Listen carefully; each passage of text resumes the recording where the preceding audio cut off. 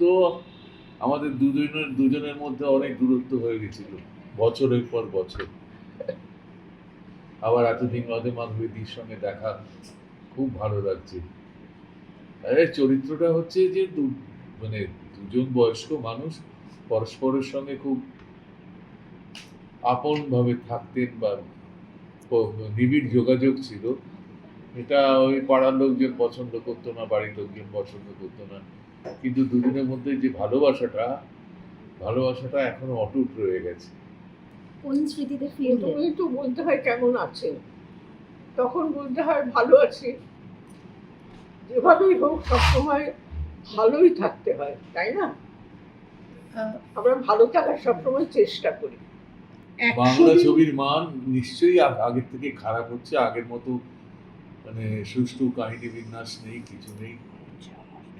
পরিচালকের মধ্যে সেই দরদগুলো নেই।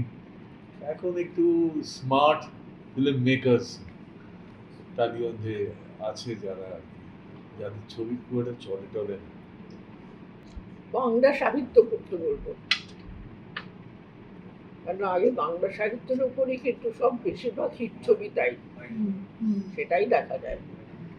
তো তাহলে একটু চিন্তা ভাবনা করে পড়তে বলছি না, পড়তে বলছি। এই ছবিতে যেটা বলা হচ্ছে যে প্রবীণ মানুষেরা একটু হলেও মানে হয়তো স্বেচ্ছায় নয়, কাজের ক্ষেত্রে এই সন্তানদের উপেক্ষিত হন। আগে যতটা সময় দেওয়া হতো হ্যাঁ, এখন উপেক্ষিত তো হনই।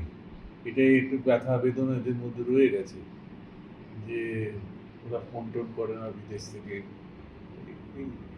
এইভাবেই মানে বাবা মার ছেলে মেয়েদের মধ্যেও দূরত্ব তৈরি হচ্ছে। এই গল্পটা দূরত্বের কথা বলে।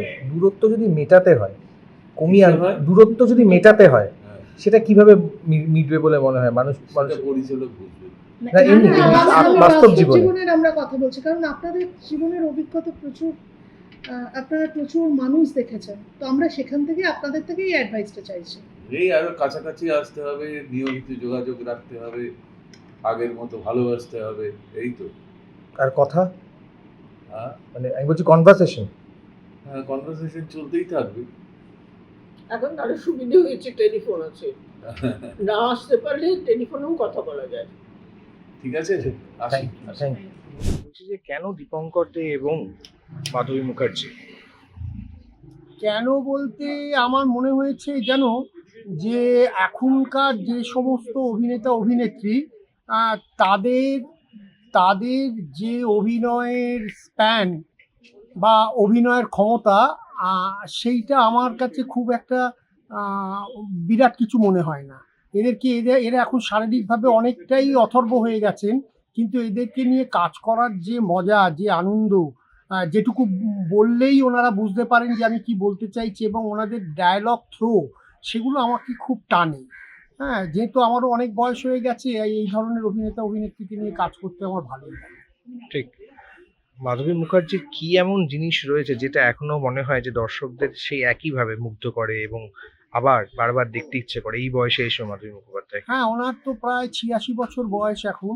তো এখন আমি মনে করব কি যেন, যে সত্য কথা বলতে ওনার অভিনয় প্রতিভাটাই এমন একটা জায়গায়, যেখানে আমি তো কোন ছাড়, আমি সত্যজিৎ রায় মৃণাল সেনের কথাই বলছি, যে ওনাকে যখন নিয়ে কাজ করেছেন ওনাদের মতন দুজন দিগ্গজ পরিচালক, সেক্ষেত্রে আমারও মনে হয়েছে যে ওনার মধ্যে কথা, আমি যখন চরিত্রটার কথা ভেবেছিলাম, গল্পটা ওনাকে নিয়ে ভাবছিলাম, তখন আমার মনে হয়েছিল এই চরিত্রটা মাধবীদিকে দিয়েই করাবো।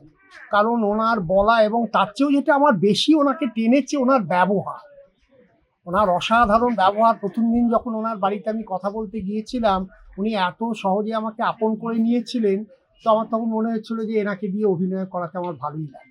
আর দীপঙ্কর বাবু?